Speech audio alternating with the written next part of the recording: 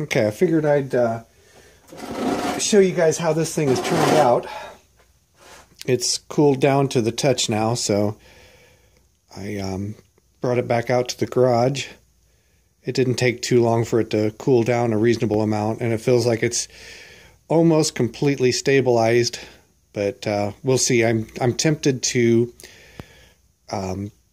stone this surface a little bit because it's a little bit tight as far as, actually it's a lot tight on trying to get this guy back in, so I'm debating whether or not to stone it now or wait a little while and let it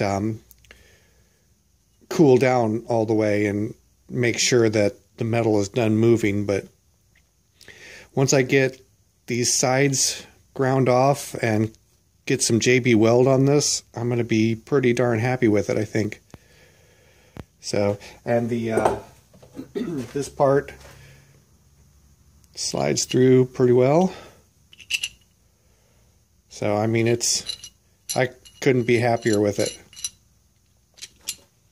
Well, anyways, in the course of thinking about that project, I got to thinking whether or not, or debating whether or not I might want to try and work on this project.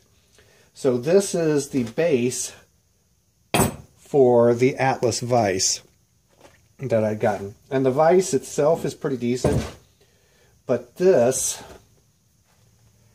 has a pretty good sized chunk missing out of it there, for one, and for two, I don't know if it'll show up or not. It's got a crack right across here, almost at the 90-degree mark.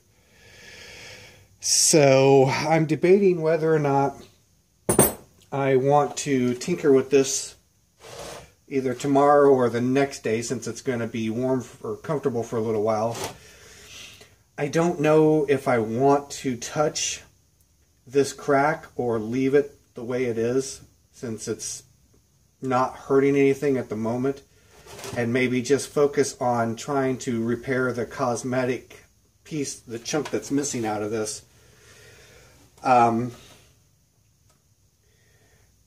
Even if I were to make it an actual L-shaped piece to come back over here, it's this interior edge and this interior edge here, these radial edges are really chewed up and chipped up. They're really in rough shape, so I'm going to have to, for this to work reasonably well no matter what, I'm going to have to make some specialized T-nuts for this that are just as wide as they can possibly be to fit into this insert. In fact, I might even grind out a little bit more to give me a little bit more width. So I'm still debating that particular part of it, but this, being as this is cast iron, this is a welding project that kind of makes me a little bit nervous. I mean, granted, I'm not out anything if I do completely destroy it, which I don't think I'll destroy it.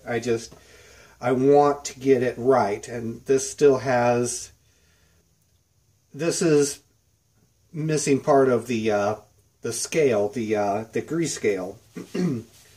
So not only do I need to weld in a missing piece, I need to get the surface radiused properly and try to get numbers scratched back in it or stamped back in it, which after it's filled up with weld isn't going to work out very well, or is going to have some problems because the weld material is so much harder.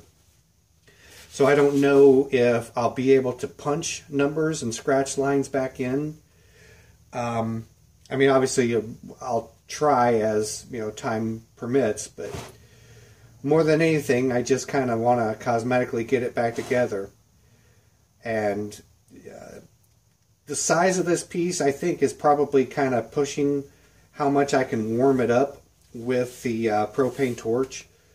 So, I mean, it kind of limits, it's pushing the limits of what I can do with the crude welding equipment that I've got. So I'll keep debating it over the night and tomorrow morning when I wake up and see if I want to try to grind this out a little bit and get a little bit of weld in there. But I don't know about this one. Plus, when it's all said and done, I need to kind of clean this surface up a little bit. It feels like the outer edges have some high spots. I was kind of hitting this with the file. I don't know if it shows up on the camera or not, but you can kind of see the shinier spots is where I was going over it with the file. So it needs, you know, like everything else on that pour shaper, it needs a little bit of attention. And, you know, it's one of those things, obviously I don't want to throw it away because, you know, these are getting to be fewer and farther between. So if there's any way I can salvage it within my own skills, obviously I definitely want to. One other thing that I noticed that if I had more time, I would probably spend time messing with it, but these holes have been elongated. So maybe what I'll consider doing is just focusing on trying to weld and repair this on this go around. And then maybe if I get more time later in the spring before I set up to sell the thing, maybe I'll try coming back and dealing with the crack and trying to deal with these a little bit better. So maybe that's what I'll do. Maybe I'll take a little two-pronged approach to it. But anyways, other than that, I figured you guys would get a kick out of seeing this thing. I know I'm pretty happy with it, and I think maybe I will I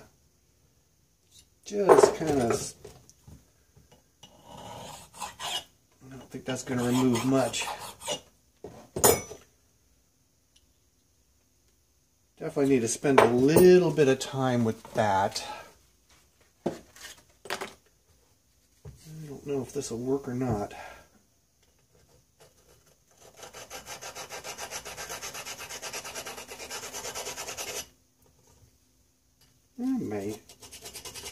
I shouldn't need to take much off.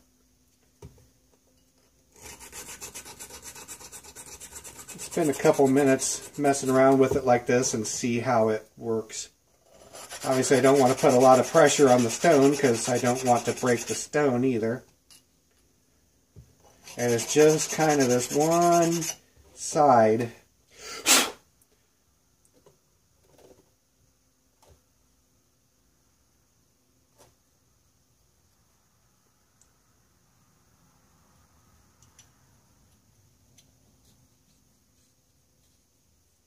Now it almost doesn't want to go in at all with the grit from the stone in there now.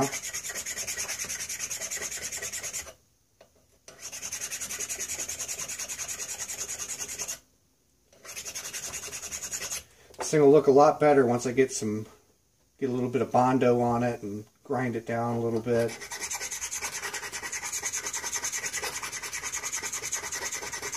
Be nice to start to install finished or semi-finished parts on this thing.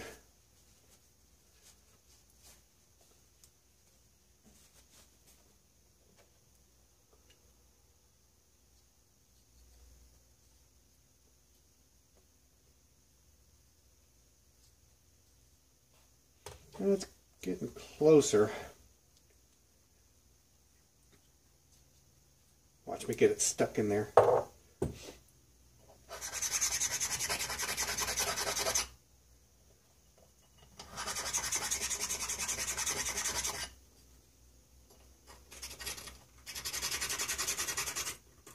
Trying to keep the stone fairly level on this thing. It's a little bit hard to do with it back in there like that.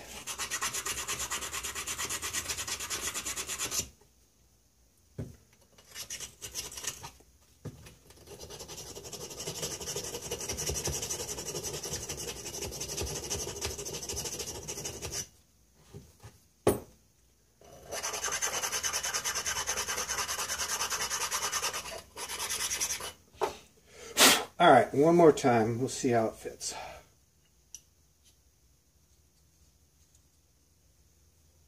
Yeah, it's gonna take a little more work, so I won't bore you guys to tears with that. So anyways, just a little bit of an update on today's projects, and I'll catch up with you guys later.